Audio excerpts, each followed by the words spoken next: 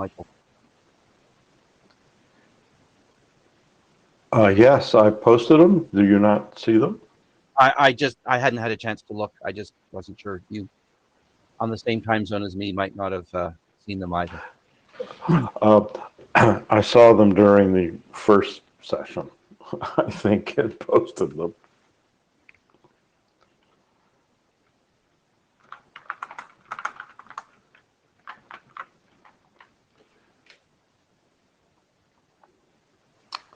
Okay, let's go ahead and get started. By my clock, we're at the top of the hour. So, welcome to LAMPS. This is the last session for today at the virtual IETF meeting. And remind you of the note well. These are your obligations if you want to contribute. Please make sure that you've reviewed this. And I want to highlight on the next slide BCP 54, the Code of Conduct. Remember that we're here to work on standards for the global internet. That means a diverse technical and environment and operational environment. And we're going to do that being courteous and respectful to each other. We're going to have impersonal as opposed to bullying or attacking attacks. Rather focus on the technical issues. And please be prepared to contribute to the ongoing work of the group so that we can reach consensus and get done. So the agenda for today is pretty full. So let's make sure that we be concise and focused. This is the first slide of the agenda. Here's the second one. So the first question is, are there any agenda bashes?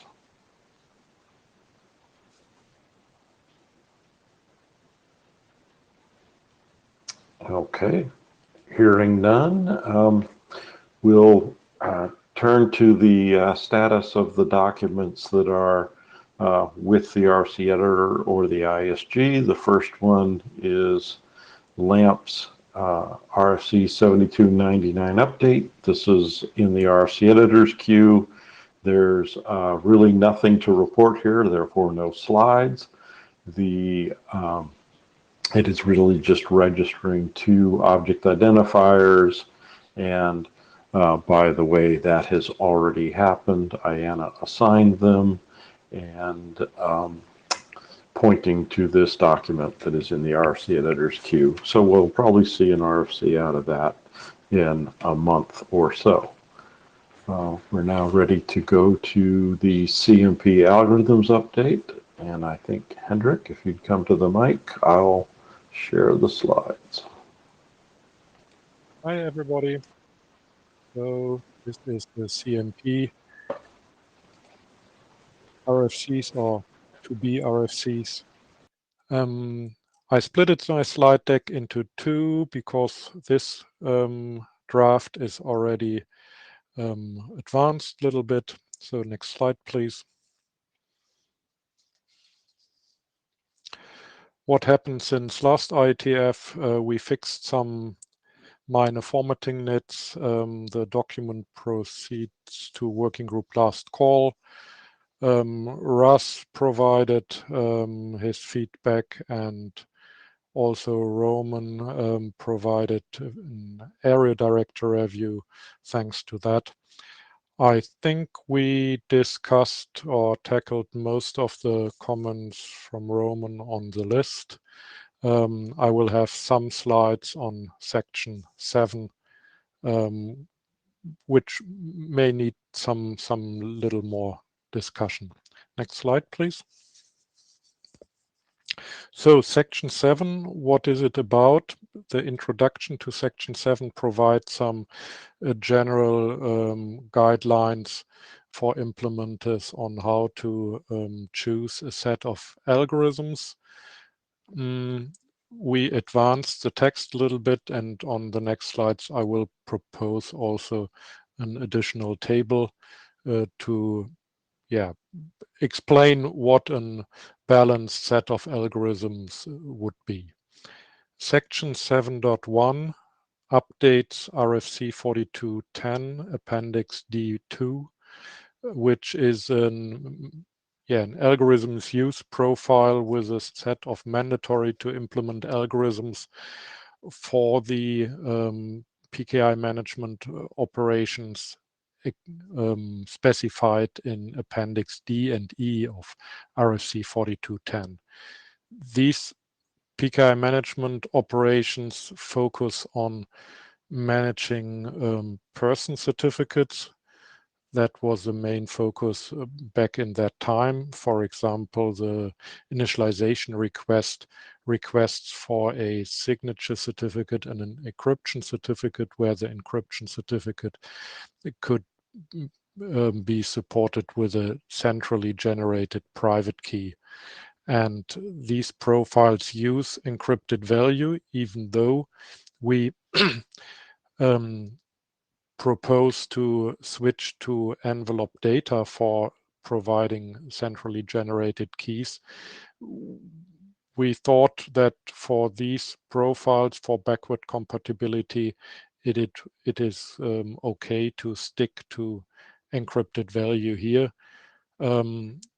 And therefore the section 7.1 uses the algorithm identifiers also used in these appendixes, and are also focusing on usage with encrypted value ASN1 types. Section 7.2 uses or lists the algorithm identifiers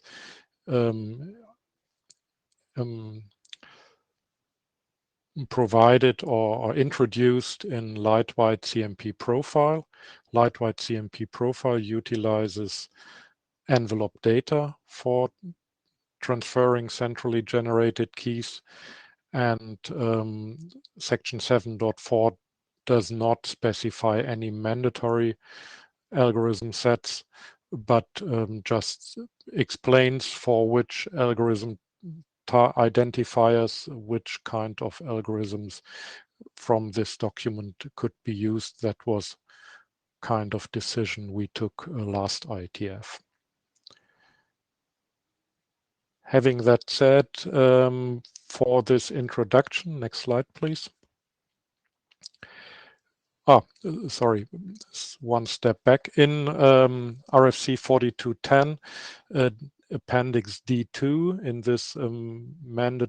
this algorithm use set from RFC 4210, some outdated algorithms are listed. And in section 7.1, we propose to deprecate use of some of these algorithms specified in 4210. Especially MD5 and SHA-1 should be deprecated. DSA, I think, is not really a good choice if you look for interoperable implementations. That is also something said in SP 800-57 Part 3. Therefore, we would also propose to deprecate that. RC5 and CAST 128 should also be deprecated from our point of view, as well as TripleDES, even though usage with 3 keys, it is already deprecated as of NIST SP 800-131A. With regard to password-based MACs, we do not deprecate it, as it is specifically introduced in CRMF and used in CMP quite widely. And we just introduced this year an alternative PBMAC1 in the update RAS provided to CRMF. and therefore we keep it or propose to keep it as an option, but state that it is recommended to use PBMec1. Are there any comments on this slide on deprecating algorithms?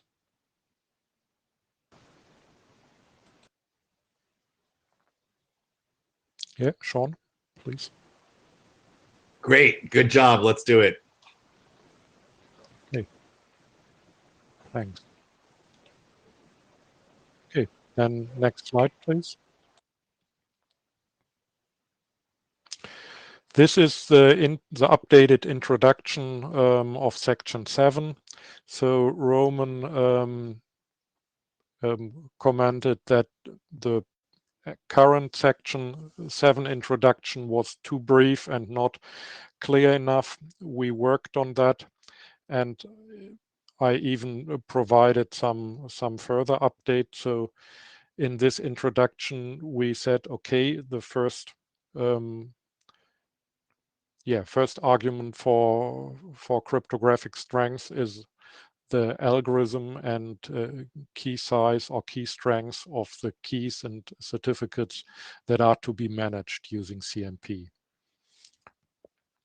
And all other algorithms used in this PKI management operation should be at least as strong as those keys that are managed. Finally, of course, the algorithm set is as strong or as weak as the weakest algorithm in a set of different algorithms. Then the message protection consists of 3 different parts. So typically CMP protection is either MAC-based or signature-based. Therefore, the entropy of the shared secret information, of course, is quite crucial, but also the key and algorithms used for signature-based protection. If central key generation is used, then of course the protection of the centrally generated keys is crucial, and therefore on the one hand the key management technique, and on the other hand the symmetric encryption of a content encryption key or of the private key is crucial. But finally, to avoid to overconsume resources of the devices, it is recommended to make use of an algorithm set that is kind of balanced. And examples for this I would like to provide or give an example on how to provide this on the next slide, please. So this is a approach we discussed in the group of editors. This focuses on the bits of security in the first column, and then the key size or algorithm of the keys to be managed. In the next column, there is CMP protection, which is indicated with these 2 algorithm identifiers. The next, which is typically signature-based or MAC-based protection. The next 2 columns focus just on central key generation, where we have 1 column on key management techniques and 1 column of key wrapping and symmetric encryption.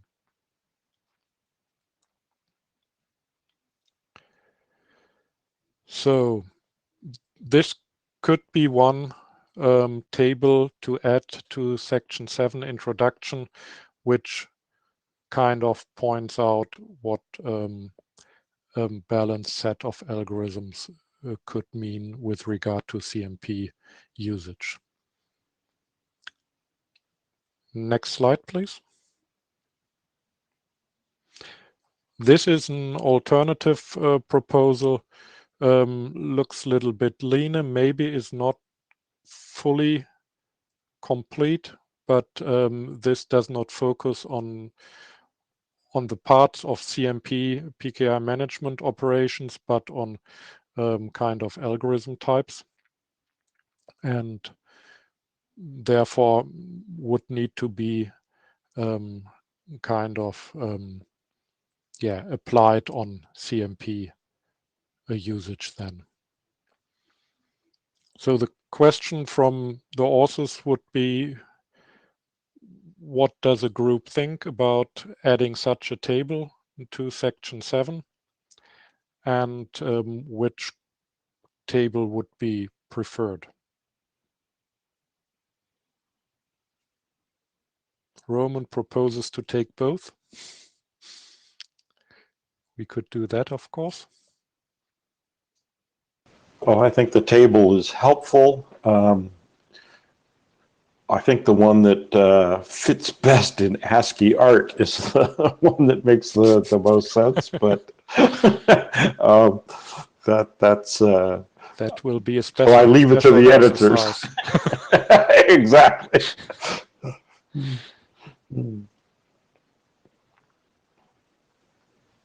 Roman says use SVG.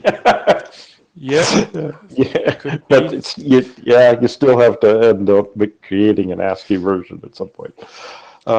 Sean, then Deb. Yeah, hi. I just wanted to echo what Russ said. I think it's a good idea to put this in. I think this is an entirely sane approach to kind of make it matchy to line up the bits of security with the algorithm. So I to which one you should include, I'll leave that to you. Okay, thanks. So unless you can reference something that already has it already laid out in a nice table like that, I don't know whether NIST has anything like that. I don't know whether you have access to anything like that. We have references to NIST and to eCrypt, which has some input which we already used. There is also some similar approach for, I think, using named curves with X509, which we also used, but there are some more algorithms.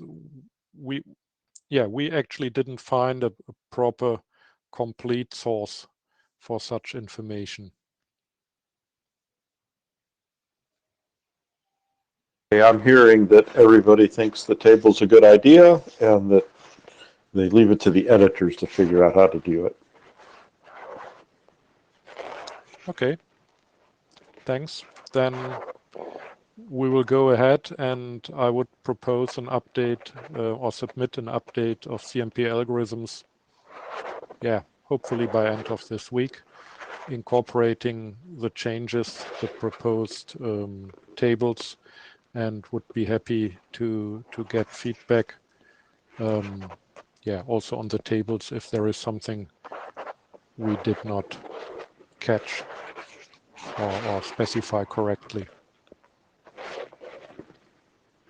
Okay. And this is it. Oh, maybe there is one next slide. I don't know. Was there something? No, I think that was it. Okay, thanks. Okay, DKG, is there anything to say about samples?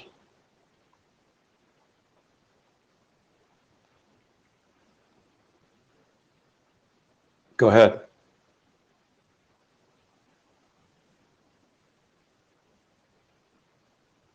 Can you hear me? Yes. Great. There's been a review just this past week from the area directors, which identified a few minor textual changes. I'm actually about to reply to that on list. I don't see any concerns with the I think it's moving forward in the larger review space now.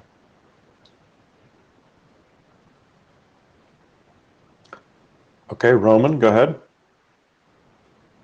Kind of clarify, the document's in really good shape. It's actually an IETF last call already. Okay, very good. All right, so I saw that there was one error or something in one of the formatting, but good to hear that we're getting more eyes on it. Okay, so the next thing on the agenda is the CMP updates and the single slide deck for that and the lightweight profile.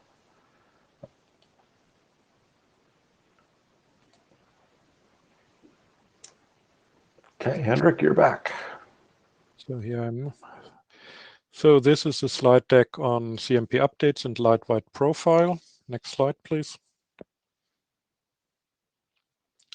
So what happened since last IETF on CMP updates? So thanks to John Gray's intense review and very valuable comments and good discussions in the last weeks, we added him to the list of authors. So thanks to John. We fixed erratas on 4210, which were in the backlog, and mainly minor editorial nits. We moved, as discussed, the #elks field in the third conf message to the end of the structure. We added a new CRL update retrieval support message to CMP update, so introduced a new general message type finally. And due to this containing the relevant input in the request message, we also changed the root CA cert message, where we, as of back then, we contained or transferred the old root CA certificate where we request an update for in the general info field, and we switched this to transfer it in the request message, in the body of the request message. We extended as introduced or asked last IETF, we wanted to extend the polling mechanism in CMP. Currently, 4210 offers polling only for enrollment messages, and we had the requirement to provide also kind of handle delays for all kind of messages. And last IETF we sketched one approach, and we worked on that also with discussion with John, and proposed an update on extension of the existing polling mechanism.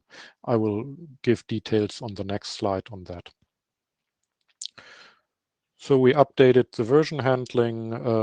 We shifted some security considerations to from lightweight profile to CMP updates. We added some nits in the ASN1 module, and we switched from or reworded from transport to transfer, mainly in the section 6, as this is more appropriate when talking about HTTP or CoAP. Next slide, please. So what else is to do? In CMP updates, we need to register OIDs for the new CRL update retrieval. And as we changed the root CA cert update mechanism, we would like to reorder some of the pre-registered OIDs, but I don't know whether this is possible. If not, of course we can stick to the ordering as of today. But maybe Russ, we can. What do you mean by reorder? Change the values? Yeah, we have I think 6 OIDs registered already, and we would kind of rename one and place it and switch the places of 2. But I can. But what you mean by switch the places, if you mean where they appear in the ASN1 module? That is fine. Change the bits that appear on the wire, I would object. Okay. Understood. So Okay. we put this our proposal for the ordering of the OIDs in the draft, but if you say changing the values is no good idea, then we can stick to what we have. The point of getting the early assignments was to not change them, right? Yeah. Yeah, exactly. Okay.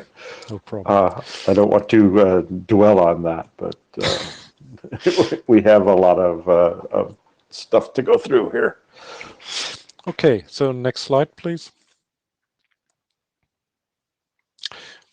So Lightweight CMP profile, what happened since last IETF? So mainly we specified all that what we prepared in CMP updates in more details and profiled in the Lightweight CMP profile.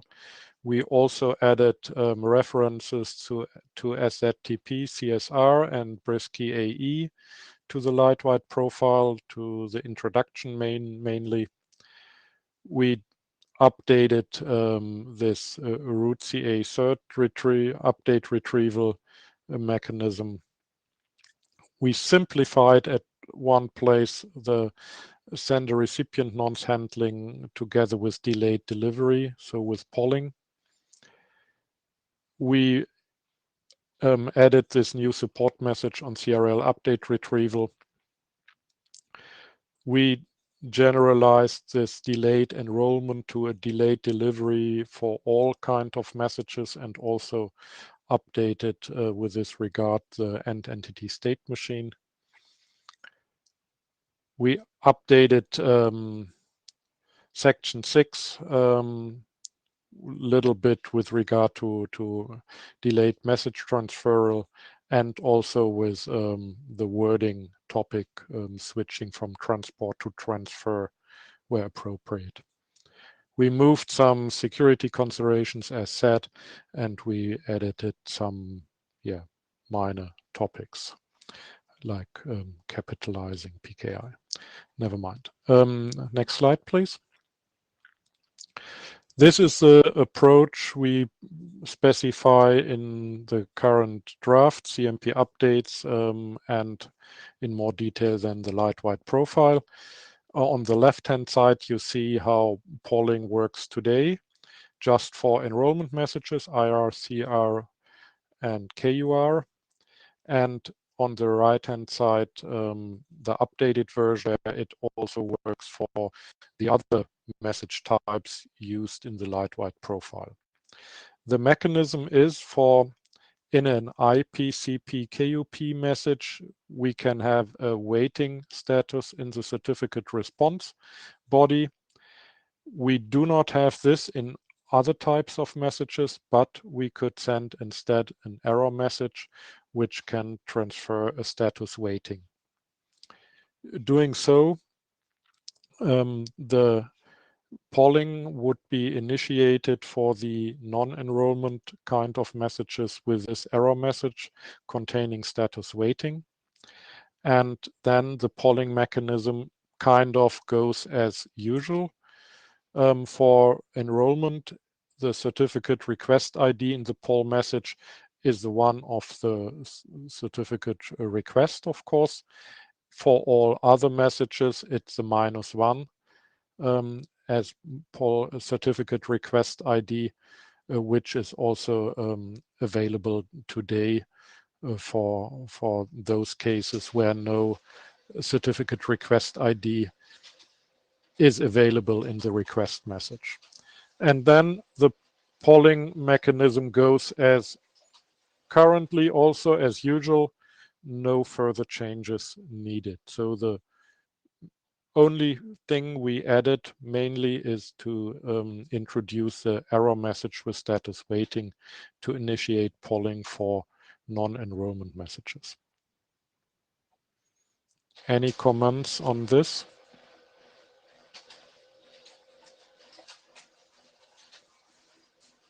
Seems okay to me. The next slide, please.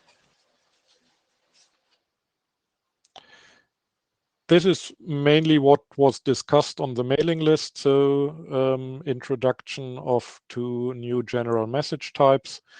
One, the request message providing a status of a CRL, which contains more or less pointed to a source and a timestamp of the CRL. And in the response message, then an updated CRL or no update if there is no more recent CRL available. Next slide, please. What needs to be done from the text is kind of complete. From one feedback from Roman, we need to do a minor or little update in section 4.1.6.1, which is the key agreement, key management technique for centrally generated keys. But that's it for the moment. So this is it with the presentation. Any comments? So my big question is, does anyone have concerns with going to working group last call when after the authors make the next update?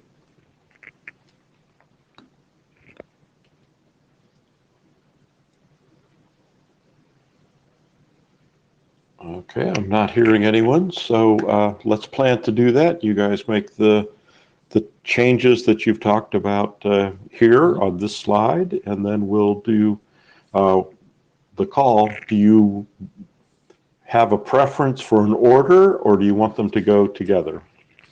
I think it's best to take CMP updates first. Finally, this is the basis of syntax changes, which is then used in the light-wide profile. Therefore, I think this is the best order. Anyhow, all 3 drafts kind of are interrelated. So I would propose not publishing any of the 3 before review of all 3 is done, just to be sure that if something pops up which has effect on the other drafts, we did not publish too early. Okay, that makes sense to me. Anyone else have comments on these 2 documents?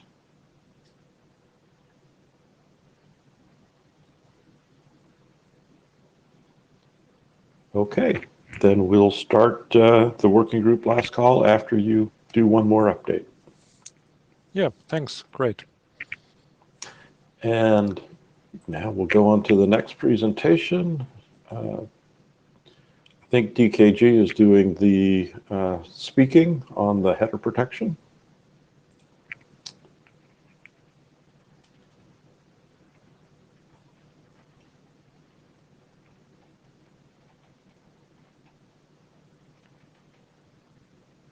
Not seeing it. Why not?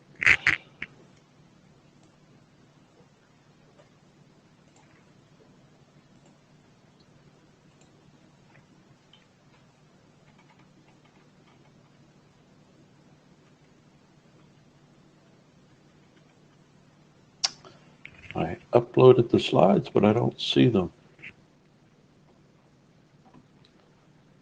Let me do it this way then.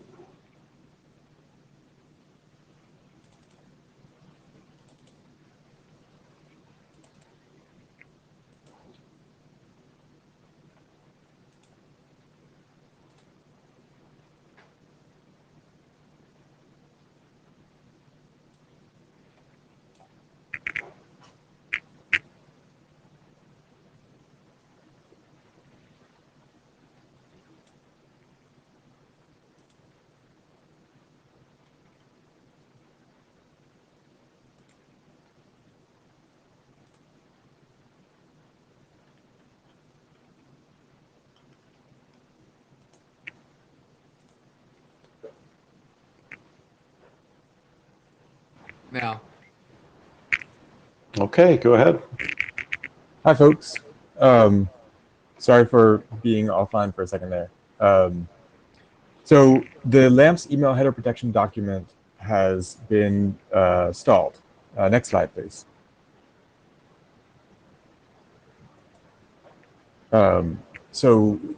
Recap for folks who haven't looked at this in a while. The draft specifies at least two major options for how to protect headers in signed messages and encrypted messages. And it's been unclear how we select from them about what guidance we give for generating encrypted or signed messages. In the last round, we proposed a list of criteria about specific problems we might see, and we got basically no feedback. So next slide, please. This presentation, I basically just want to suggest a way to get unstuck and see if folks have other suggestions for how we might get unstuck. I think one of the things that we've been seeing is that of the proposals that are specified, any of them will work for new clients that all cooperate. And the concerns we've been stumbling over is what happens, how protected messages are handled by legacy clients. I see Bernie in the queue. Bernie, you want to jump up?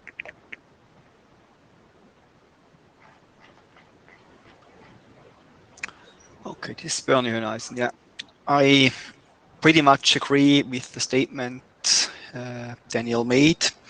And I've been thinking about the way forward, which I would like to throw into this discussion. Not necessarily that I'm fully behind that, but to summarize, we have no clear winner in a way between the two, between the legacy, between the wrapped and the injected message scheme.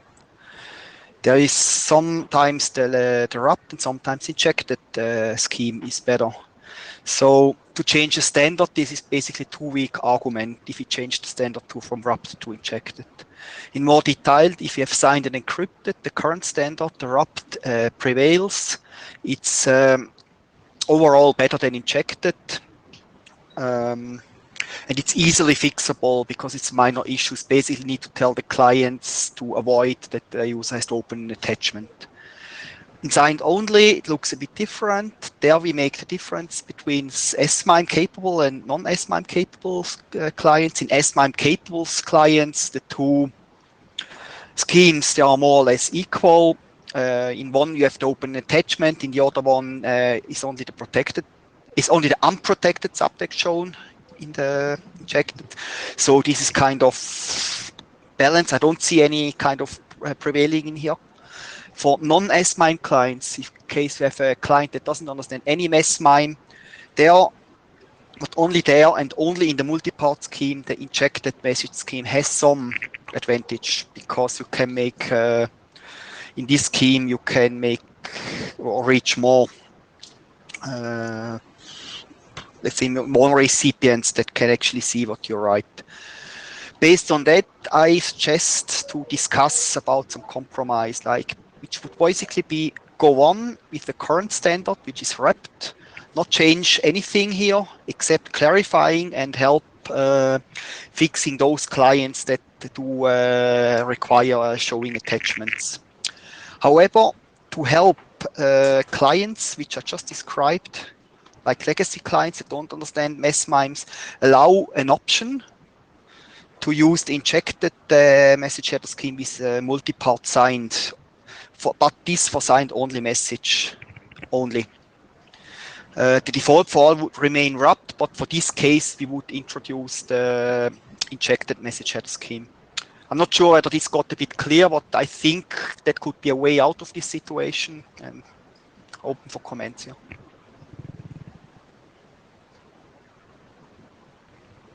So thank you, Bernie. That's a useful suggestion. It would be great to have that in writing about what we specifically want. A proposal about how to move forward there. I actually have a different set of. So my concern about sticking with the standard as written, which is not currently implemented, is that people have not been implementing it for some set of reasons. And one of the reasons I think is that people are afraid of damaging how their messages show up on the other side. So I wanted to propose a different, in particular to legacy clients. And when we say it's easy enough to fix, I agree with you that I don't think it's actually, these are hard problems to fix in mail clients, but we haven't seen folks fix them. And so just saying we just need to specify it better is troublesome. So let me, the slides actually have a separate proposal about how to evaluate these things that I think might be useful. Can we take the next slide? And I'm hoping to hear some feedback from the rest of the working group about how we do this. So this is a proposal. This is my proposal for how we think about evaluating these. I think we could, in this proposal, aim for minimizing any change in experience for legacy clients. That is, a legacy client shouldn't be able to really notice much of a difference between what they're doing right now with regular emails that have no header protection and emails that do have header protection. So minimize the change in experience. And that means also ignoring any security increase for legacy clients. So if a legacy client could get a security increase by doing some additional, with one of these schemes, by doing some additional workarounds or interaction with the message, and that gives you some sort of protections. I'm proposing here that we ignore security increases for legacy clients. And if you go to the next slide, let me explain why this is the proposal, why I'm proposing this. Next slide. Can I drive the slides here? There we go. Okay, the rationale is I want to incentivize clients to adopt this. So we want to give clients that can adopt this a reason to adopt it. That is, give them the security benefit once they've adopted it. And hopefully this set of decisions will break us out of the existing logjam, which is we have a specification, nobody's implementing it. I think people are rightly concerned about what it will do. And so if what we do is we say, hey, look, if you adopt this, your messages are going to get through just as likely as they are before.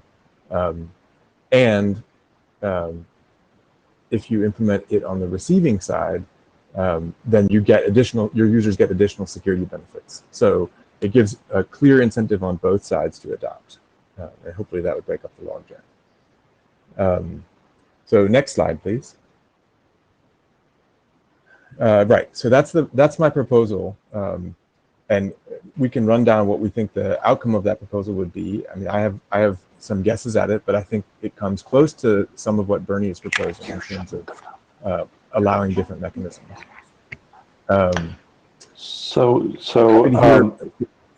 I think you're partly right, but partly it's because the document contains two approaches that we haven't sent a clear message to the community of what they should be implementing. Right. So what I'm referring to is, so Bernie's claim earlier, what he just said was, this doesn't warrant changing the standard, right? I think the document takes as a starting point the idea that, I'm forgetting now the number of SMIME that said, oh yeah, here's how you protect headers, you just wrap a message. That has been around for a long time, even before this document was present, and no one adopted it. Right? People had the mechanism to do it, and I think people were concerned about doing that. Maybe they were just lazy. Maybe people don't care about their mail user agents anymore, in which case everything is hopeless. But maybe they had good reason not to adopt it, and the main reason I could see was the effect on legacy clients. Right. Well, the previous one was basically just use RC 822 message, right? Encapsulate the whole thing. That's right. And people didn't do that, right? Very few people didn't do that. actually generate those. Right. And I think it was the UI, the fact that it looks like a message inside a message. But that's my guess. I'm not an implementer. I'd love to hear from an implementer. That's my guess as well, and that's why I'm proposing that we can reduce that fear by picking a standard that will reduce the minimize any experience for legacy clients in terms of changes from a non-header protected message. Bernie? Right? 'Cause that, don't fully agree with the conclusions here. I think having a message in a message that you can click and view is not the issue. Having a message in a message that you don't see, like that you just see garbage, I think this is the issue, just to make that clear. I think both of those are issues. Michael? Michael? So we have existing experience here with the RC822 message wrapping that Mailman does for DMARC, right? We submit this from the IETF lists, and some other lists that I run done this. And universally, it confusers, the less technical the user, the more they're confused by this. So that message attachment really is at this point, a serious non-starter to me for older clients. Now, if you're going to tell me that that does not apply to the latest version of Outlook, then I say, go ahead, let's do it. But it's primarily these most vulnerable users that don't seem to understand what's going on.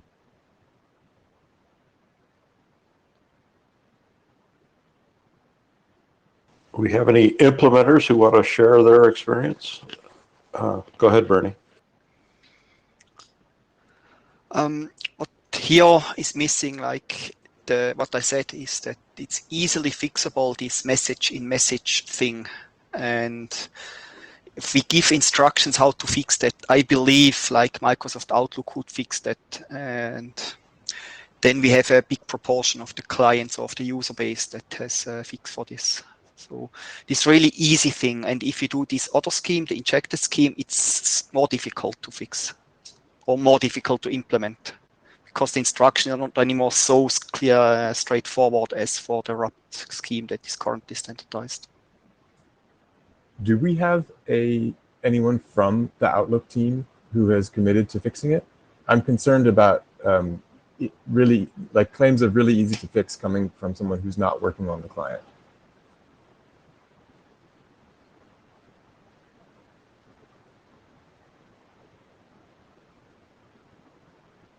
I guess that means no. Right. So that I mean, claims that things are easy to fix by the implementer is different from claims that something like is actually going to be fixed. And I tend to agree with Michael's concern about I think you coined the term confuser there, but the confused user is a risk that people are grappling with. Yeah. So I recognize that one of the pieces that are in the current. So let me just outline a set of ideas that come from the proposal for how we might try to break up the logjam here. It looks like we don't have anything that really addresses the problem of for encrypted messages with protected headers that include confidential subject lines. They end up with either an attached message, or they end up the legacy display, or the subject line is totally invisible, or the legacy display option doesn't render well on some major clients, in particular on Outlook. So none of those proposals actually seem to fix, seem to meet the goals that we laid out. So, there's another approach which we could do, which says we're going to solve the problem for messages that are text HTML, where we don't introduce the legacy display. We use a wrapped message approach.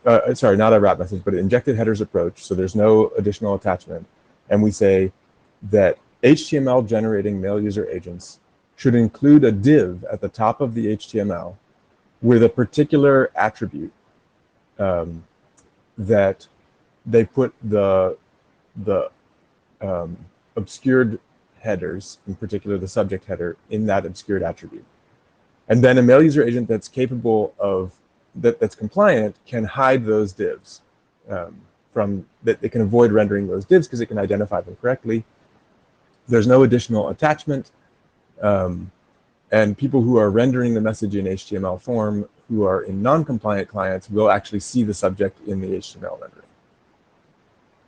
So that seems to me to give as close as we can get to the scheme that's described here, which would mean dropping the legacy display proposal and minimizing the amount of sort of MIME shenanigans that are going on. So I'm happy to write that up as a variant of the draft and see what people think. But it looks to me like that might be something that would break out the logjam here, right? We could settle on injected headers, drop the legacy display proposal, and include this variant for the HTML for HTML specific messages that would degrade nicely. Okay, Bernie, then Michael. So two things I would again like say, confuse the user is with any proposal we use, we are confusing the user in some way. And the other thing is what you propose. I'm not quite sure that I understood it correctly, but is this something pretty close to what PEP has implemented as a PEP message format 1? Basically just add on top of the text, add the subject line, or on top of the HTML, add the subject line so that it is visible by a legacy client. This question for clarification. Yeah, that's actually what I was inspired by, Bernie, was early work by PEP. Okay, then I understand. Thanks.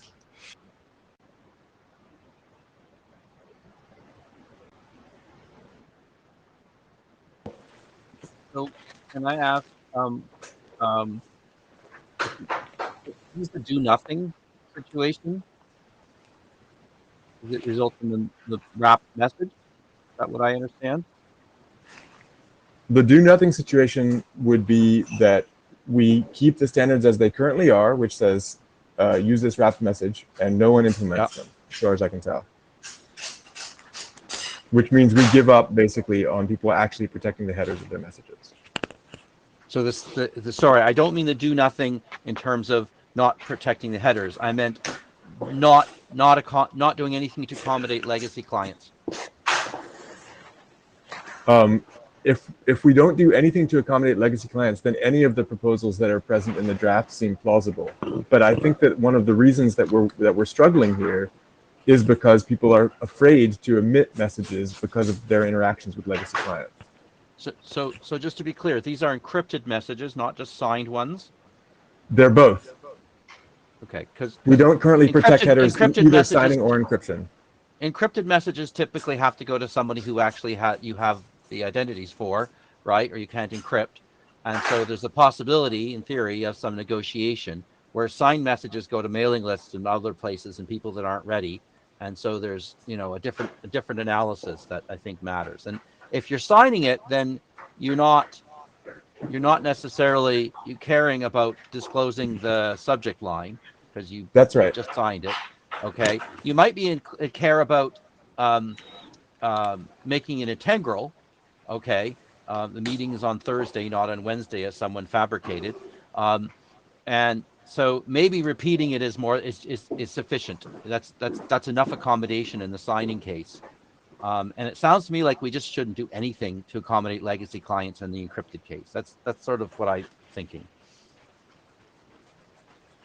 So the injected headers approach suggests that we don't do anything to accommodate legacy clients, and the result is that legacy clients will render the message as though it had no subject. That's without the legacy display section. Right. The wrapped message situation says we don't do anything to accommodate legacy clients, and the result is an encapsulated message, which some clients will render one way or the other. And I'm a little bit reluctant to say, screw all the legacy clients. If you're having trouble sending an encrypted email to them, you just can't expect that to work at all, even though they're running a tool that claims to be SMIME compatible. Because the user will end up with an encapsulated message, and then they have to do something to view that message. And then when they reply to that encapsulated message, they're not operating in an encrypted context. There are a bunch of situations there that make me pretty nervous, right? If we say, here's how you generate a message, and we know that that's going to cause problems in, say, encrypting replies, that strikes me as a pretty risky gamble. I'm going to say that I don't care that much about legacy encrypting and clients because they're so rare at this point, alas. And so let's just move forward on that. On the but you're telling me that in the signed case, the user might have an empty subject, even if it's signed. No, I'm not saying that in the signed case. Okay, I'm so agreeing then with I you would on the say in the signed signed case. case, I really hate the encapsulated message. And in the signed case, I really don't want to do that. And I am agnostic as on the encrypted case for whether or not it's encapsulated or not. Got it. Thank you for registering that. That just like is pretty close to what I proposed, that we distinguish between signed and encrypted, and we would allow something to make the signed case legacy clients better, and in the encrypted we just go forward with the much easier case as currently standardized, if I understood that correctly.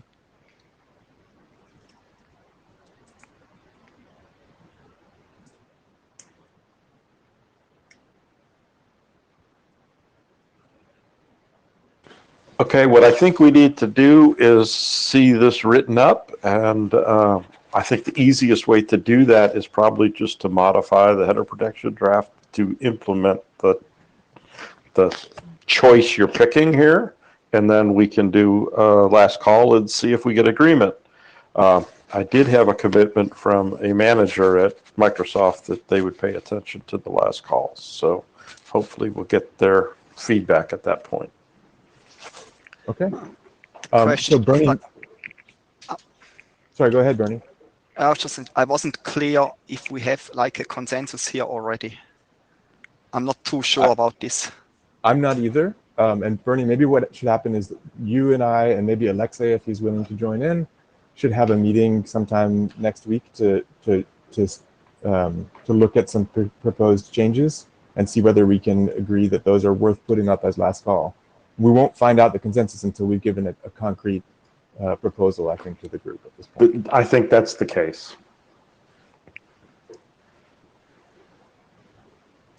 Okay, DKG, you want to say a few words about mail guidance? The meeting's already half over, so we need to pick up the pace. Yep, sorry. Little to report on the end-to-end encrypted mail guidance draft. There's a bunch of fixes in the draft. I'd love to hear some suggestions from other implementers about things that they've noticed or things that they've read in the draft that they think are wrong. We've been pretty much stalled since the last IETF. I hope to get it unstalled. Participation would be great. Okay, thank you. So that's a plea for review. Yes, it is. Okay. And contributions. Yeah. All right, Sean, I think you're next.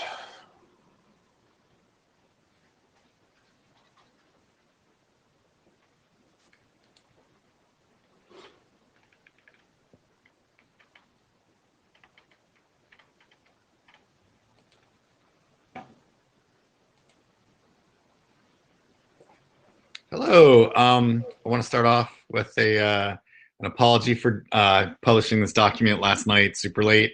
But I would like to thank you all for getting up super early and reading it already. I'd like to note that my co-authors are actually online here. They're here, and so they should feel free to jump in if they have anything to add. So this is just a kind of an update of what happened with our document signing EKU draft. Next slide. So basically what we've done is we've made changes to the draft based on either direct or implied comments that we received on the list before. So the first thing we did was we clarified what document signing is, mostly to address the concern that the definition wasn't technical enough. And it's basically just adding more words around what it means for, the document is digitally signed contents that are consumed by humans, that as opposed to them being just processed by machines. We added a new section with lots of new text to address concerns that the handling process was undefined, and to address concerns that an EKU as a policy identifier was the way to do it. So the way we did it was we basically said there's an example in there for how to do it, and it kind of walks through how you would do it, and the example is based on RFC that Russ wrote, which is how to digitally sign internet drafts. And so it kind of walks through the, what you would do. It's 12 o'clock. Sorry about that. And the basic plan is that you have the implementation examine the extended key usage values. And if there's no restrictions, then it's happy to use it. And if there are restrictions, then it can block it. Now, the way you can implement that is with something that's very similar to the certificate policies, constraints, and name constraint stuff with the excluded and permitted EKUs that a relying party is perfectly happy to implement to make decisions one way or the other. And then the last set of changes were just to kind of add more text and security considerations about cross-protocol attacks, and to note that there are really no privacy considerations added as a result of this draft. I know that was kind of quick, but that's basically it. And so the next steps is the working group adoption call. We're getting lots of great comments, and so I snarkily suggested to my co-authors that if we keep going at this rate, we won't need a working group to adopt it, because we'll have all the comments addressed and we can just go straight to an AD to do it. But we are actually asking for working group adoption because we believe we've addressed all the outstanding comments at this point. And it's a starting point. So again, if there's things that we've got wrong, we're perfectly happy to, hand over editing and move forward. So I guess that's where we stand. Thanks. Does anyone who's here, I noticed the most vocal person against this document is not here, so we'll take it to the list. But does anyone who is here have concerns?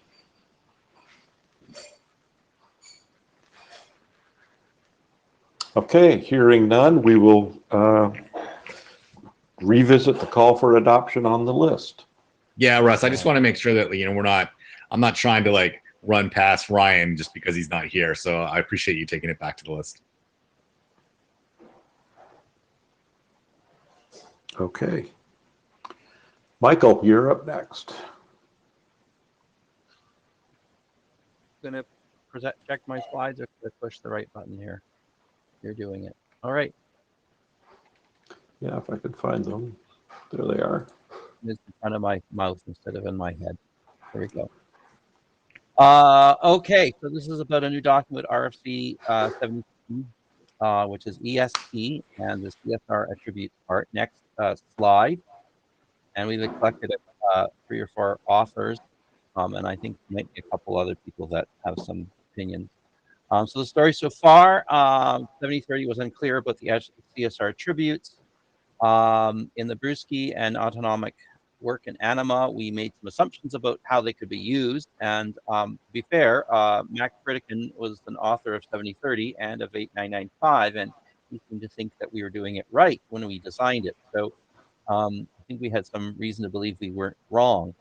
And then it was pointed out that it's wrong, that it did not match the ASN1, and that the ASN1 was sufficiently complicated that some people said they didn't know flood, and I was partly in that list. We had a virtual intro meeting. There's recordings. You can go back and talk about the original, look at the slides. And we created a design team to do some work. Next slide, please. And this is really the short of the proposal at this point. That's actually not yet in the document. There's been a long thread of discussion among the document authors, which has not quite made it to the mailing list for reasons I don't understand. I don't want to copy people's private emails to the mailing list, hoping that they will start again on the list. But the short of it seems to be that one of the proposals is that we essentially have a very specific call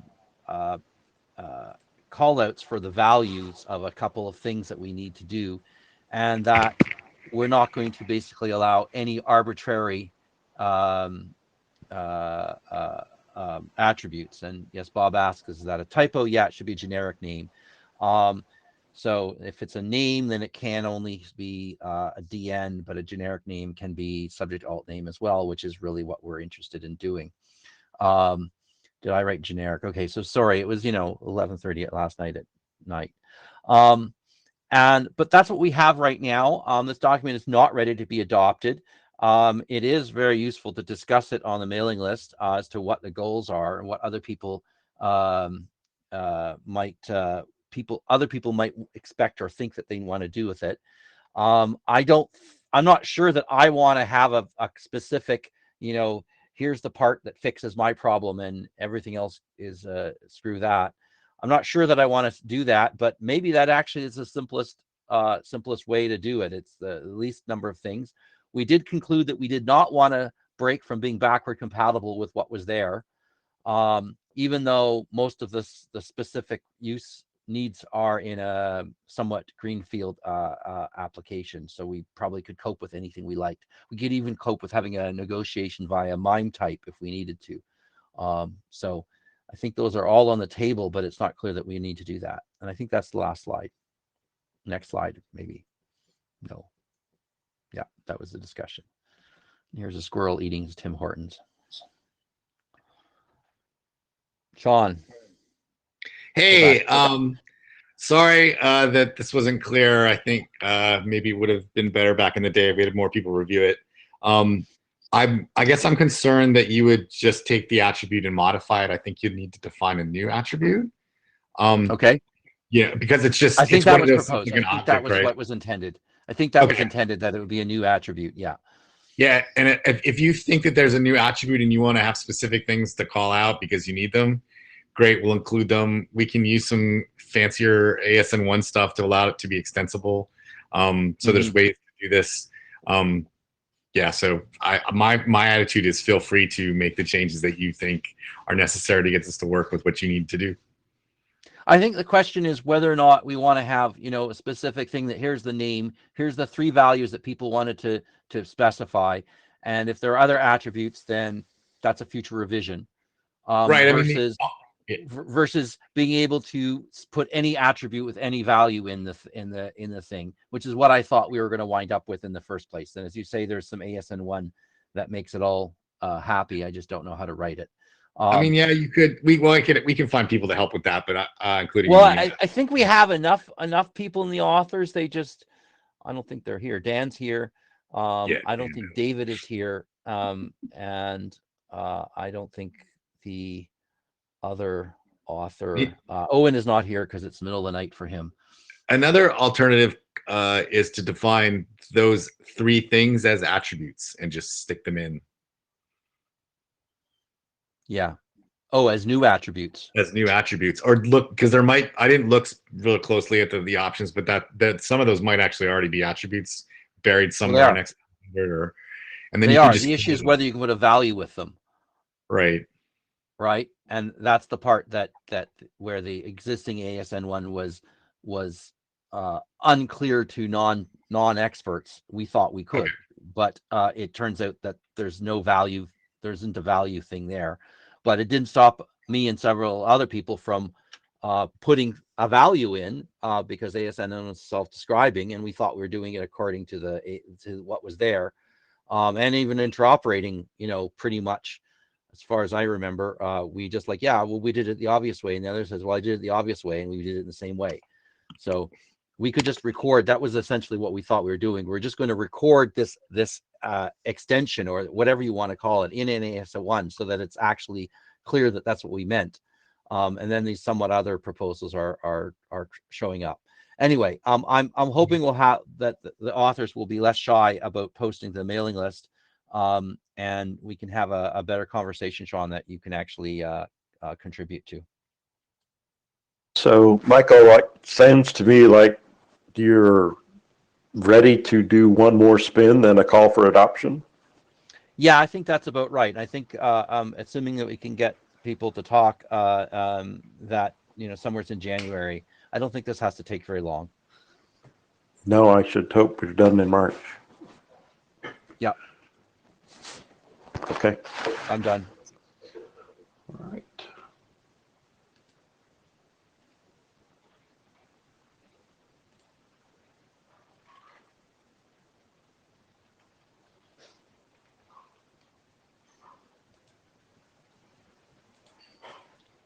Okay, Sean. Up again. All right. So this is a document, I guess, that I volunteered to write at the last interim, which was about how to put NIST's PQC chem algorithm in a certificate. Again, I apologize for not getting this draft posted. The link there is to a GitHub repo. I will have it posted shortly. And since it's not yet in there, I don't have any IPR. I'm not planning on asserting any, et cetera, et cetera, et cetera. So the ID's contents, pretty straightforward. I was looking around for drafts to basically follow this on, which we've done a couple of these. And so I picked RFC 8410. I think that's the right one for the ED 25519 stuff, the draft at the kernel. Put the save curves into kernel, and I just basically follow the format. So the basic premise is to put the winners in there, then have an algorithm identifier that with OIDs with no parameters, and multiple algorithm identifiers per algorithm to count for parameters. That's what I have in there now. Alternatively, we could just use the NIST specified OID and then have another OID for the parameters, identify whatever the parameter choices are. Like Kyber has like 2 or 3 different sizes, I guess, and there's some others. And people can tell me what those would be. Then we have to say what other bits and certificates would matter. So the key usage bits are the ones that come to mind. Obviously, I think key agreement is the one that we'd include. I put in cipher only into cipher only as maze, and then I thought, well, I don't really know if you do this, but I put them in there anyways just to have a think about it. Then the format for the subject public key fields, and then we went ahead and added one for a private key format just to be complete, because I think sometimes when we left it out in the past, it caused problems. And obviously, we'd have an ASM1 module to kind of wrap this all together for reference purposes for anybody that really wanted to use it. And that's really it. And so I'm hoping to. I want to challenge your one assumption here that is must be key agreement. Didn't the RSA KEM use key transport? Oh, jeepers! You know what? I forgot to check on that. You might be right. I don't have it on my screen at the moment, but that's my recollection.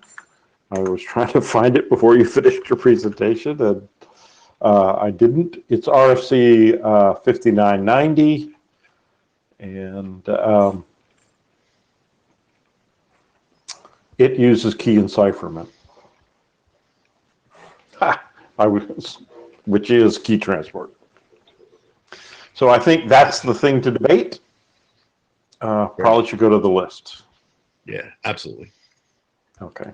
But that's basically the idea. So the option is I think the points of discussion are how to specify this. And I think, whether it's one OID, where the OID equals the parameters, or whether it's the OID for a generic algorithm plus the algorithm, the parameters being another OID, is kind of the big discussion here. Yeah, So, I think I like the no parameters approach myself. Mike, you're in queue. Yeah. So chems don't really fit cleanly, right? They're a new API. They're not really a key agreement. They're not really a key exchange. We're having the same. I'm going to present in a couple slides about getting chems into CMS for content encryption. We're having the same problem here. Is it a key agree? Is it an exchange? Should it be its own top level structure? So maybe this will maybe those 2 drafts sort of need to sync, and there's probably going to be some others that crop up. Probably all need to choose a direction and synchronize on it. Absolutely, I think because the draft with multiple keys would include the same things, and you'd have to indicate the usages for those individual keys. We basically have to agree, because if you pick one and if we got 2 drafts that pick different things, it's like a foot gun that we're firing off for fun. Yep. Okay, John. Yeah, how would this relate to the final NIST standards? Would this be, is the plan to start working on this and not published before the final standards is done, or would this be temporary OIDs, and then if the final standards are slightly different, then there would be new OIDs? No, this would hold. Sorry, go ahead, Sean. No, I was going to say I was going to hold. I don't really want to pick any winners yet. You've actually look in the GitHub repo. It says candidate 1 and candidate 2. So I even put the names of the algorithms in there because I don't want to be perceived as picking a winner. No, but I just mean, like, I guess the winners will be picked in just a few months, if I understand the NIST schedule. But the final NIST standards will take 2 years or more. So, well, I'm hoping what they'll do is publish a list of OIDs that'll go with that, and then we won't have to wait for 2 years. okay.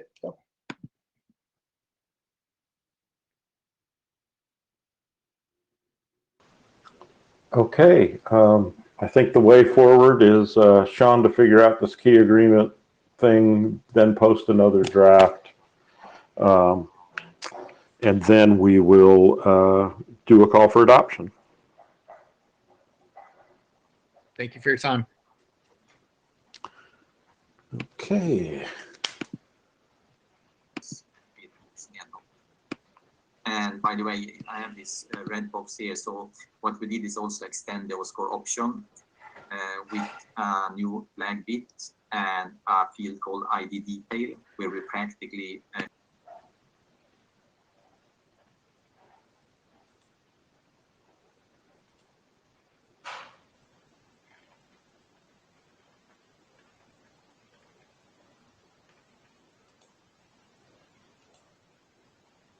Okay, Allie, I think you're doing the presenting? No? Hi. Can you hear me? All right. Hear you just fine. All right, great. I'm Allie, and I'm going to just be talking about joint work I'm doing with Rebecca and Daphne, who are also here today, just on like a general framework that we're developing for post-quantum migration discussion. So we're excited to introduce these ideas and hear some feedback. Next slide. All right, so once the post-quantum key exchange and authentication algorithms are selected and standardized by NIST, the adoption of these into quantum-resistant protocols really depend on the progress that we make in integrating these into protocol standards. So we know there was a lot of past work put into building these in a crypto agile way. So it's important to maintain that agility as we move forward and migrate to post-quantum framework. This idea has led to a lot of recent focus on hybrid designs that use both traditional and post-quantum algorithms together. And we understand that these designs are useful for interoperability reasons or just transitional purposes during the migration. But coming from NSA, we feel that hybrid is not necessary for security, since we fully trust the vetting process of these algorithms. And we've assessed the needs for national security systems. And we really require a solution that allows for quick transition to just post-quantum protocols. So we want to focus on post-quantum only solutions as the end goal of this migration. So we view transition as a hybrid that should, hybrid as a transition that should allow for an easy move forward to strictly post-quantum. So a lot of the work so far has focused on using hybrid to ensure backwards compatibility, but we also want to ensure that they allow for forward compatibility. And by that, I mean the ability for a hybrid system to communicate with systems that prefer to use strictly post-quantum or next generation algorithms.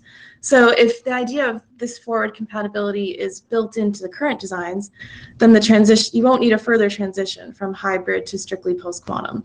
And this way you not only ensure that your system can interop with one that's fully post-quantum, but you also build in the capability for a protocol to be strictly post-quantum right away.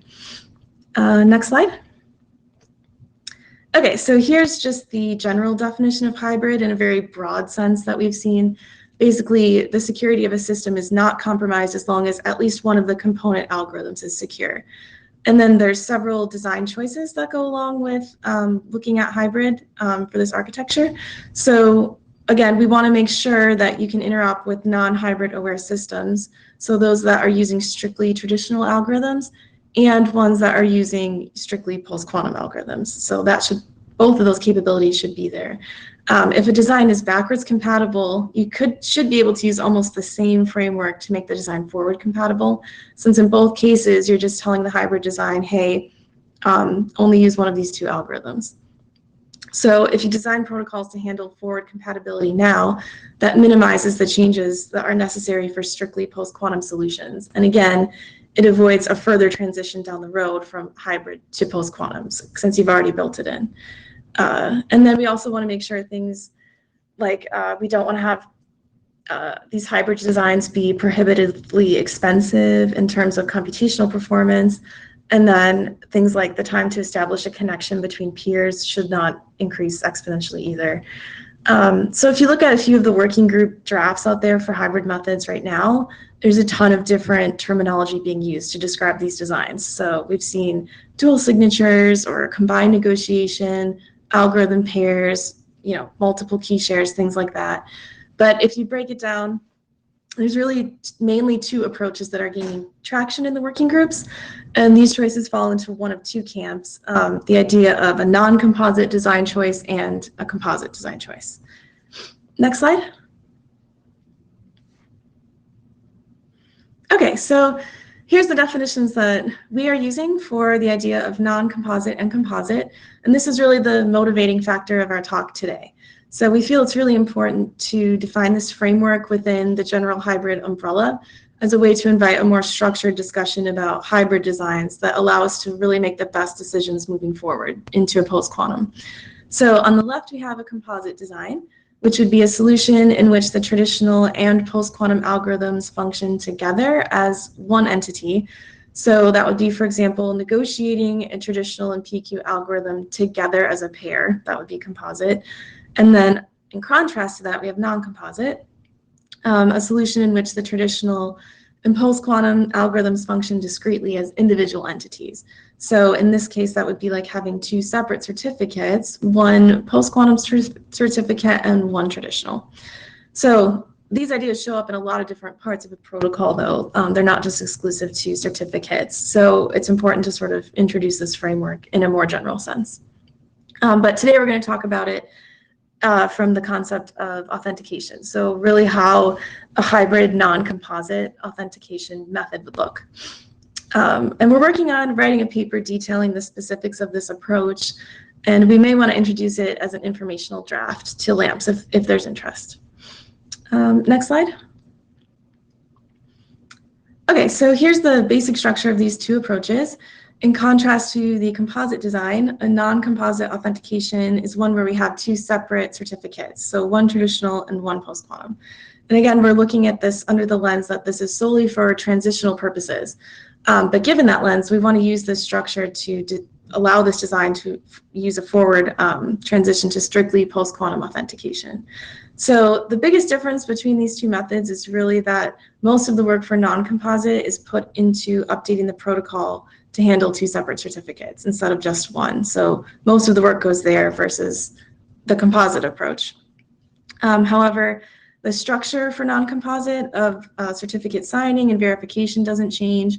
The protocol just needs to adapt during the process twice, once with traditional and once with PQ.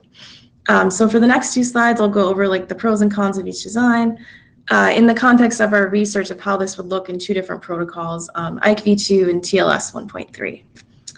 Next slide. Okay, so for composite authentication, for this slide, we'll consider using a composite signature and a composite certificate.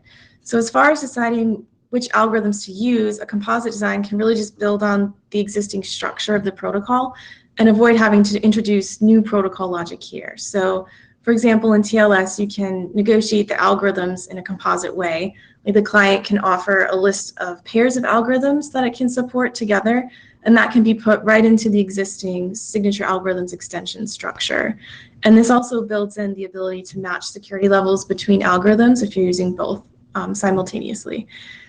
However, there's a few downsides. So first, you'd have to define new composite OIDs or group identifiers to describe the pairs of algorithms together.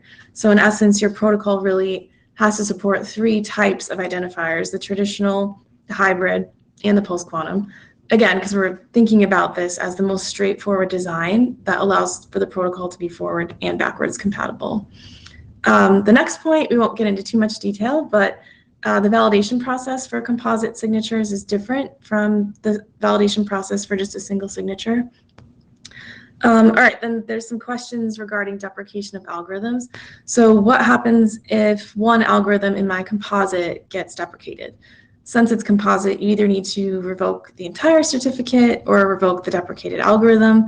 And then this opens up questions into how you handle root certificate authorities and cert chains. So like, is the whole chain composite, and what happens if one gets deprecated, things like that. The last point then is regarding the transition to strictly post-quantum systems. So if we move forward with composite authentication, it's not very straightforward with regards to backwards and forwards compatibility. So how do you drop one of the two composites to a non-hybrid aware system? And it's really important to maintain that interoperability when we're going to backwards and forwards to just post-quantum. So essentially the hybrid composite approach requires implementations to possibly face another entire transition period from the hybrid period into just the post-quantum period. And we'd really like to avoid that and use the hybrid as the transition to post-quantum. Next slide. So then the opposite of that would be the non-composite approach that we're looking at. So there's several differences here from composite. So first, the computational process for validation doesn't change. You just have to do it more than once. So this will probably work different for chems and stuff, but that would affect the composite design as well. So this does, however, result in logistical changes at the protocol level. So if you think about it, in IKV2, you'd need like a new notify payload to be defined in the IKSA init, and that would signify support for composite authentication. And then sending this payload would indicate that your implementation is going to support two sets of cert requests and authentication and cert payloads, where one would be for the traditional algorithm and the other one would be for the post-quantum algorithm.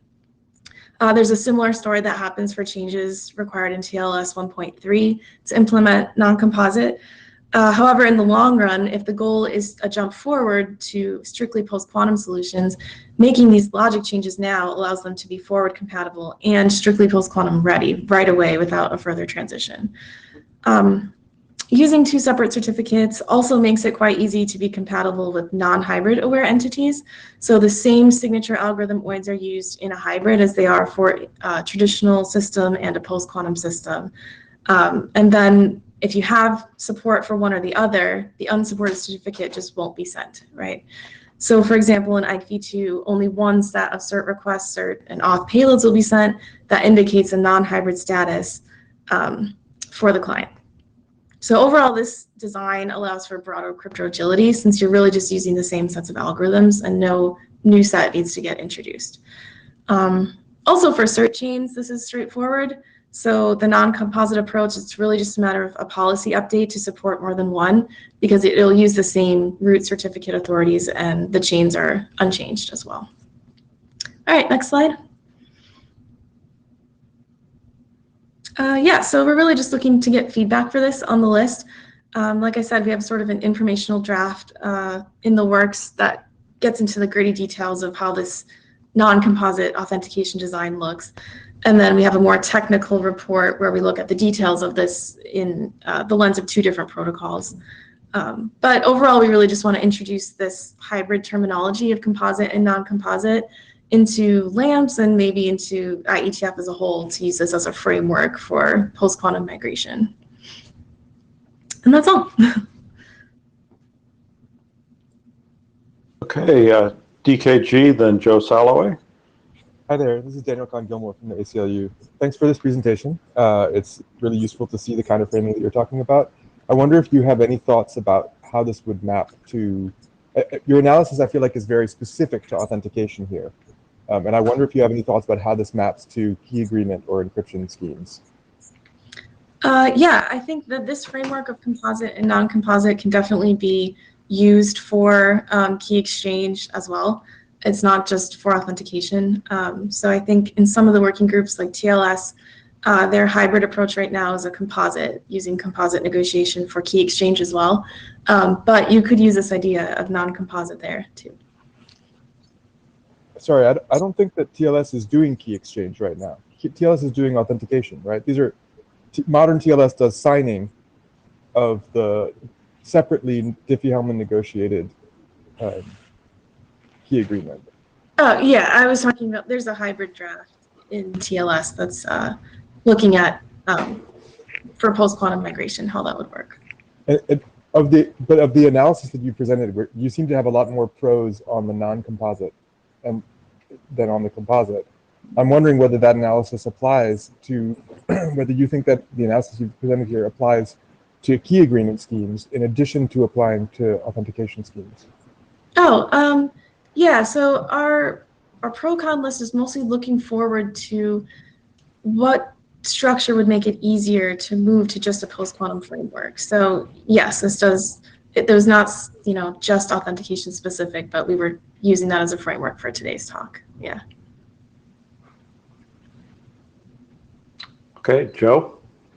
Yeah, so similar question to Daniel's, and just to comment, I think it would be useful to kind of go, because I think the key agreement hybrid structure is going to be a little bit different than authentication, because at the end of the day, I think you need to end up with one key or some shared secret. So I think there's some differences. So I think it would be good to, if you think this is going to apply to key agreement as well, which makes sense that it would, but I think it would be good to go through some of those pros and cons lists and kind of the analysis specific with key agreement. Thanks. Scott?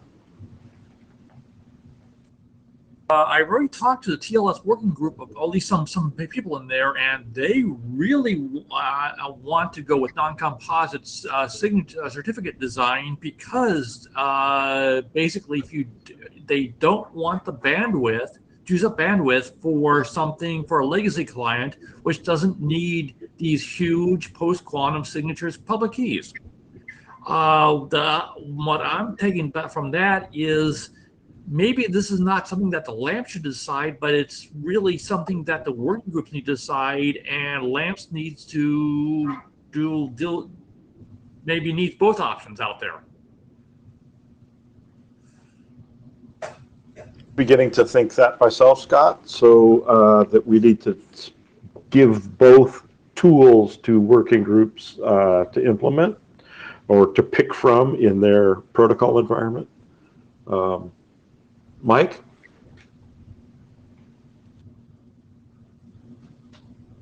Couple of comments. First, Scott. So I've been viewing the composite stuff as existing within a multi-cert environment. So I'm imagining that you'll provision your TLS server with an RSA cert and separately an RSA plus PQ cert is how I've been imagining this composite would get used.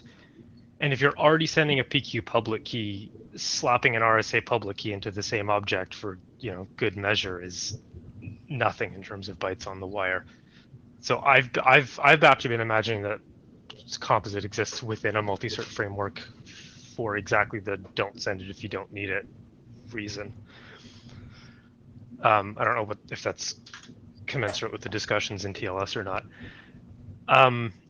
Second, while I have the mic, and I'm about to present right after this on composite, but Ali, thank you so much for this framework. I think this is really, really useful work.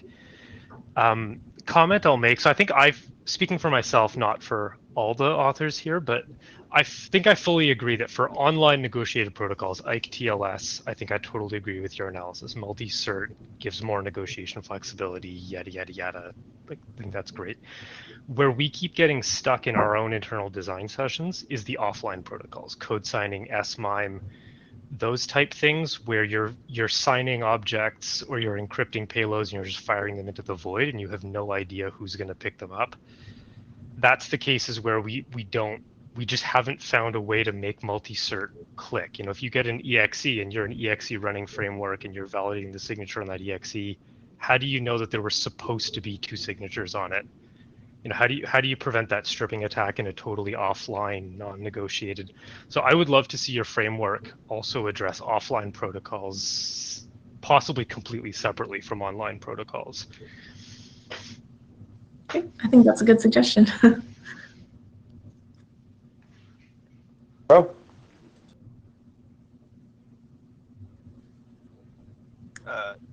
So I was commenting about IC version 2. IC version 2 is actually not defining at all for authentication. It's only doing the agreement currently. because we see that the authentication is coming from us to us from PKIX or something like that. That we just use the certificate and hope that everything works. But in our key agreement, we are doing non-composite method. We do separate rounds, and each of the round is actually finished before the next one starts, and each of them actually updates the keys that are used for the future rounds. And the first round is always going to be traditional Diffie-Hellman, and we are not going to go away from that. I don't think so. And the reason being that it actually provides us quite good security in a way that we actually know that the person we are talking at that point is going to stay same. So it gives us this kind of continuity. And I don't think anybody's going to have a quantum computer that can break Diffie-Hellman in seconds, which would be required to be able to break this kind of, because the Diffie-Hellman is only used to protect the next 10 messages or a couple of messages after that.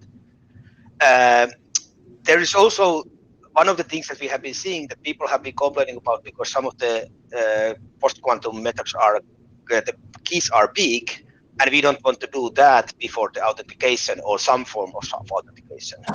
So we have also a way of doing.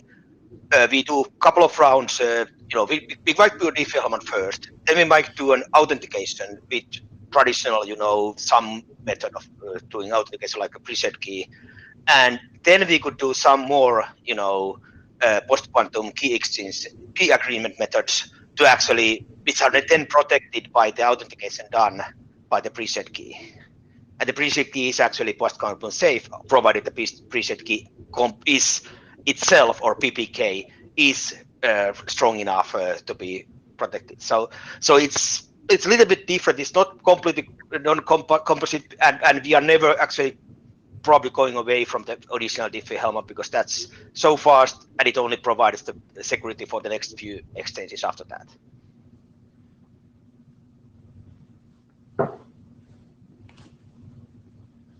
Yeah, I guess I'll just say that these ideas definitely show up in different areas of the protocol. So it's not just in authentication. And I know Ike V2 has specific things set up for the intermediate exchange and things like that to handle this.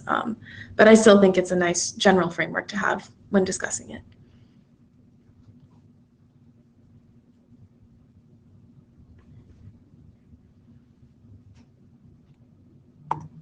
See that the queue is empty. Allison and your co-authors, thank you. I heard a lot of interest in the chat for a paper, so I hope you will do that. And I heard suggestions that you had a store and forward based protocol to your analysis. Okay, so the last presentation was the one that Mike already alluded to on composite. And so Mike, please come to the mic. Hello. Okay. Aware that I'm the last thing in the day, I will try and move quickly. This is sort of a grab bag of different stuff, because we're involved in probably 6 different drafts at this point, which I've now got less than 20 minutes to power through. So, go. Next. So I'm sort of 2 different bags of topics here. One, I'm going to throw a single slide about the work that I've been doing with the guys at CryptoNext. So that's not composite at all. That's just trying to figure out how to do the plumbing work to fit a chem into a CMS, content encryption, enveloped data. So I can just do a single slide update on how that work is going, since it hasn't been to the mailing list yet. And then into the meat of composite, where we're at, updates. Allison's presentation was a good load of information, so I'm curious to see if any of this shakes out, becomes unnecessary, wants to be rewritten, given that analysis. I think it's, we don't have any horses in this race. We just want to see the technology move on. So that's amazing that NSA is stepping up to give guidance here. Hopefully that will help to settle some of these design decisions. Okay, Next. So this is a draft primarily authored by Ludovic Paré and Julien Prat. They didn't sign up for a speaking slot, so I'm taking this for them. Chems. Chems are a different structure, structurally different from either a key trans or a key agree. I mean, you can sort of convert one into the others. You can convert either a key trans or a key agree into a chem pretty straightforwardly, but it's a slightly different API. So I like to think of a chem like a Diffie-Hellman sort of key agreement, but there's only a single public key involved. So your sender does not have a public key, only the recipient has a public key, but otherwise works the same way. You take the public key, a shared secret falls out, and a ciphertext falls out. So you don't get to choose the content encryption key. You're just given a shared secret, which is a slightly different API. So the question here is, how do we fit that API in? And one approach is to generalize what RSA Chem 5990 did. They decided to turn it into a key trans and publish a key trans external API. And that's the way Ludovic and Julien's draft currently is written.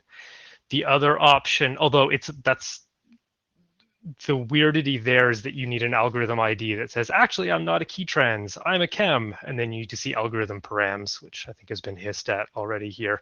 You need algorithm params on that dummy OID to say, actually, I'm a chem, and actually, here's my chem, and here's my KDF, and here's my key wrap, which is a little weird, especially because I know some other RFCs reference, allowed encryption algorithms for CMS, and so now you have a allowed encryption algorithm, which is the generic chem dummy OID. So it's copying what RSA Chem's done, but it's a little weird in some places. Other options are to use the other recipient info, which would have content similar to one, but probably semantically clearer that this isn't actually a key trans. The third option is we define a new top-level recipient info called chem recipient info. That is basically the recipient info as defined in 4210 as a choice of key trans recipient info, key agree recipient info, password, KEK, other. We'd be adding a sixth element to that list.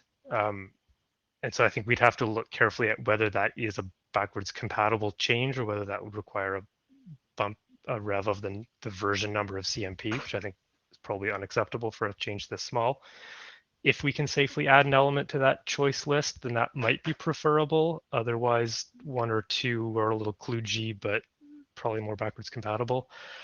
So Russ, I don't know if we could take a straw poll or a hum or something. Is the question here, is this a significant enough design choice to be worth a full-blown discussion on the list, or are these all sort of equivalent and we should just write one up and submit it as an OO?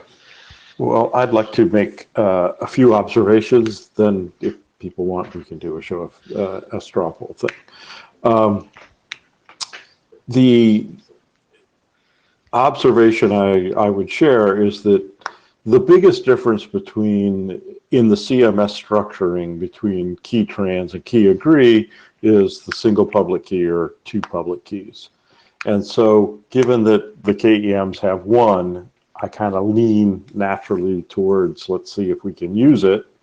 I don't think we end up necessarily with parameters if we assign OIDs that say, use a particular KEM with a particular KDF with a particular wrap. We end up with a lot of OIDs that are very specific, but no parameters. So I don't think picking at that level guarantees the complicated parameter structure.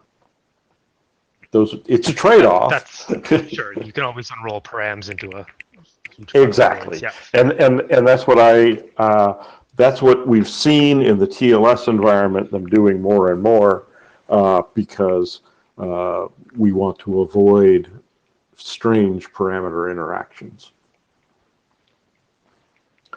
So does anybody disagree with that? Who would like to come to the mic? So you're, just to be clear, you're proposing that key trans with unrolled OIDs is a Yes, that's preferred exactly approach what I'm here? proposing.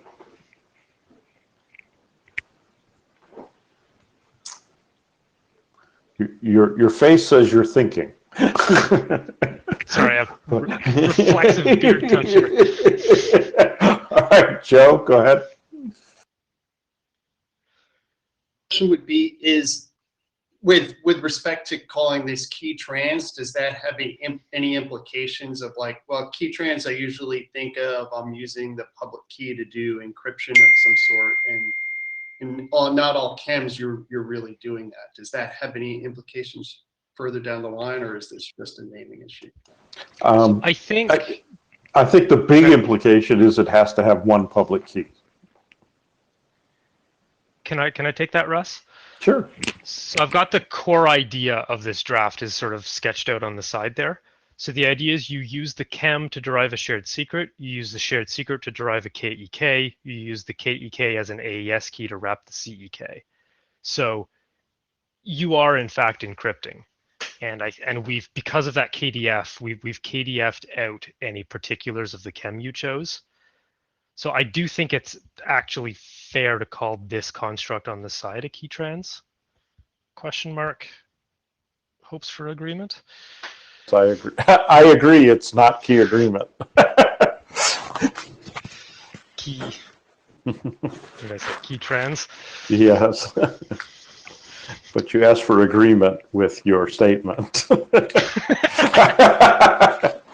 John, go ahead. I was just thinking, because I've thought a lot about this too, but I like clean implementations, and the fact that there's going to be a lot of chem is happening a lot more, right? Like all the PQ algorithms, a lot of them are chems, and RSA obviously is a chem as well. So does not having its own recipient info kind of alludes it to its own family of algorithms. So I think in that way it just seems clear, like semantically it seems clear, at least in my mind.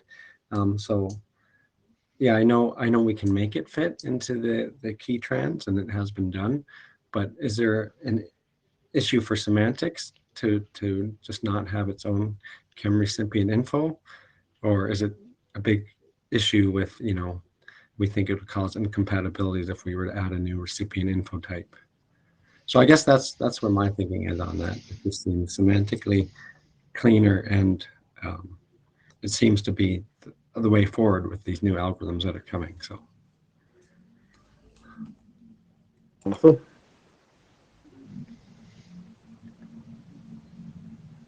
Hi. Yeah, I also I think that that the other recipient info direction would be better. Like if we choose key trans recipient info, we're kind of locking in that we don't have the flexibility that key agree recipient info had for including optional user keying material. Whereas if we did allow have a new structure specified by other recipient info, we could add that if we wanted it. That's a good point. The UKM field. Go ahead, Sean. This not knowing the answer, is this leading us down the path of trying to say to specify another key usage type in X509? This is what I alluded to during your presentation. Was the exactly? Yeah, okay, you were. So I did read the tea leaves. All right. So I guess my question is, how much of a absolute PETA is that going to be? And do we think there's any chance that will get implemented in any kind of timely fashion by both, CAs and relying parties? I don't know that we need a different KU, but which KU we're going to support here, I think, is relevant. All right. Thanks.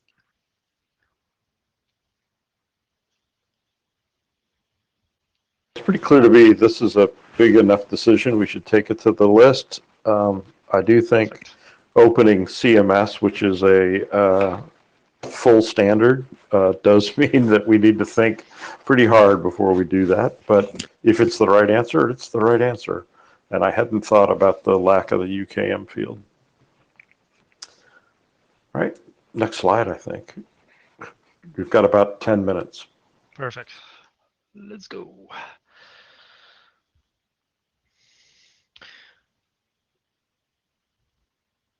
Okay, so the back half of my presentation is basically this slide unrolled into sections. In the interest of time, I could probably do it all off this one slide and leave the rest as an exercise to the reader to go find my full slides.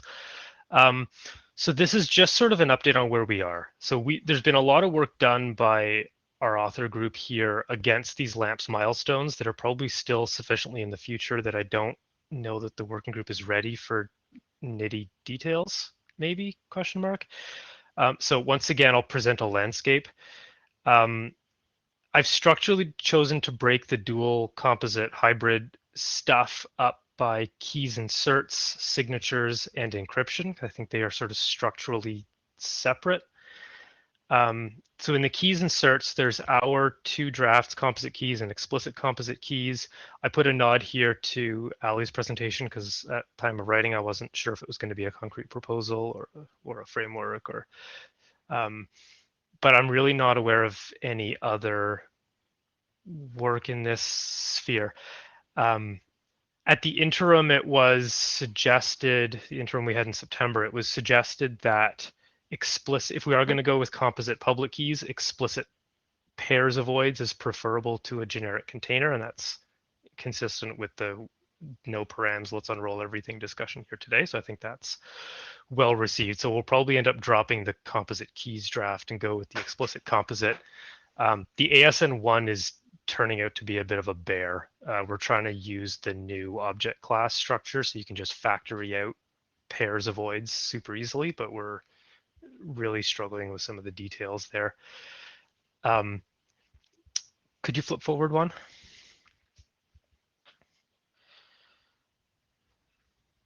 Thank you. We have a plan to still support generic. So if you need something that doesn't have an explicit OID, although maybe that's not a use case we should care about, but if that is a use case you want to use a pair that doesn't have a defined OID, we could register an OID for PK any with any, which would be an explicit pair, but open, if that nomenclature makes any sense. So there is still possible to make a generic OID within the explicit framework. Yeah, the bottom half of the slide was well covered by Ali's presentation. Yeah, don't do that. All right, point taken.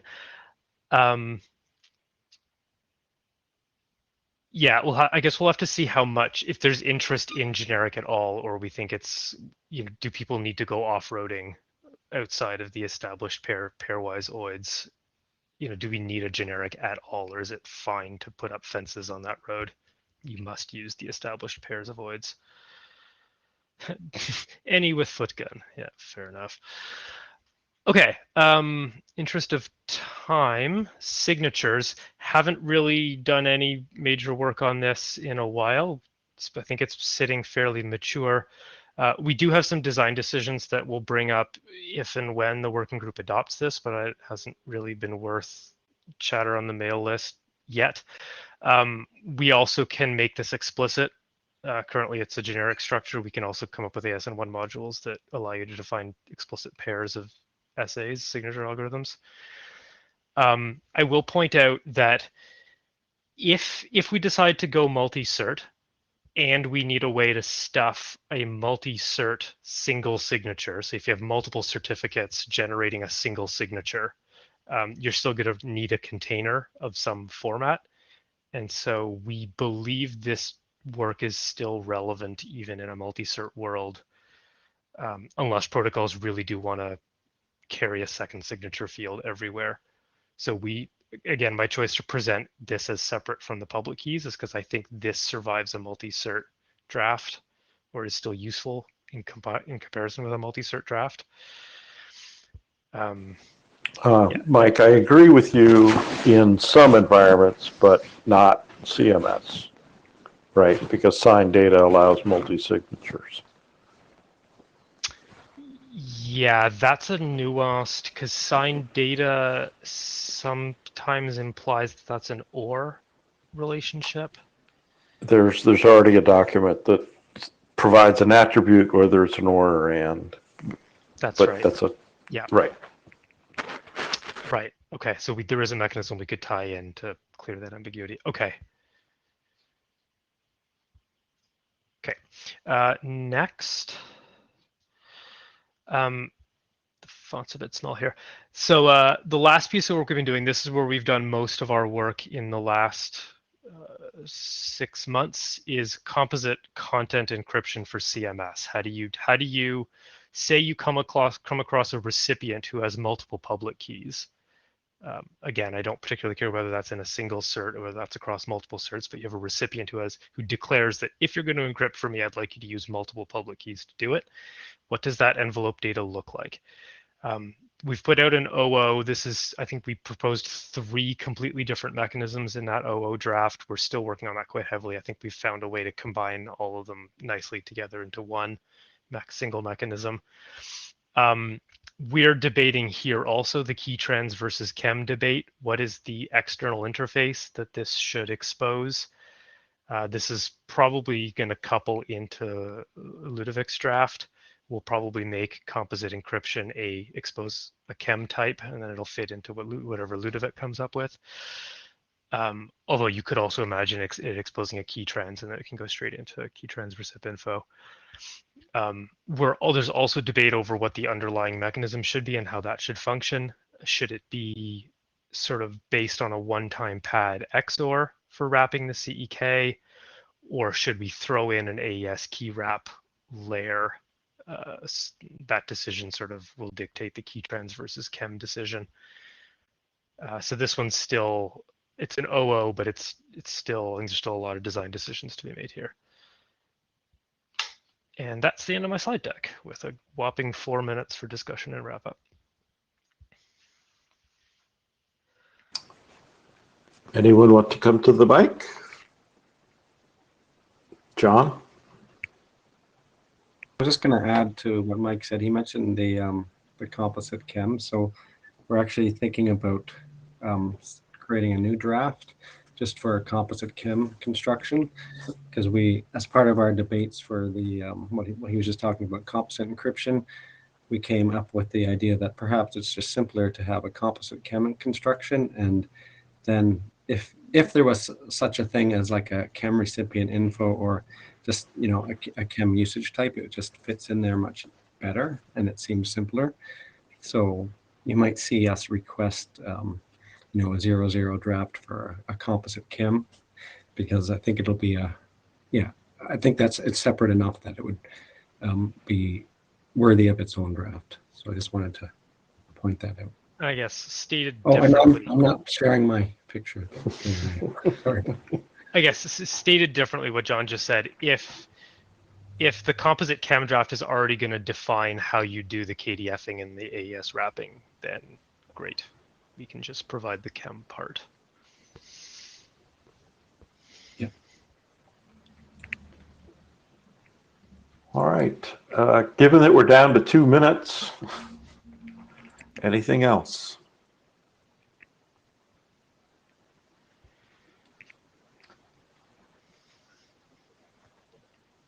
As always, direction here would be lovely. I feel like we're trying to solve these problems with very little input. Yeah, I think that you should start a few threads, on the higher order design decisions, and maybe see where they take you, and then we'll see when we get to a point where we can adopt a document after having a few of those design level discussions. Does that make sense? And one of those discussions is the one you alluded to. Is any of this work necessary? Do we have use cases that we're going to want composite and dual atomic structures? Exactly. Right. Is actually a question I don't know the answer to. If so, we've got one, but is anyone going to use it? Question. Okay. Well, so this has been a very interesting and diverse session. So thank you, all of the presenters, and we made a whole bunch of Action items. Thank you, Deb, for taking the minutes. Appreciate it. And so I think this is the last session of the day. Thank you all. And we'll see you next time. And we'll see you on the list. We have a few things to deal with on the list, like the EKU document, immediately. So thank you. Be well.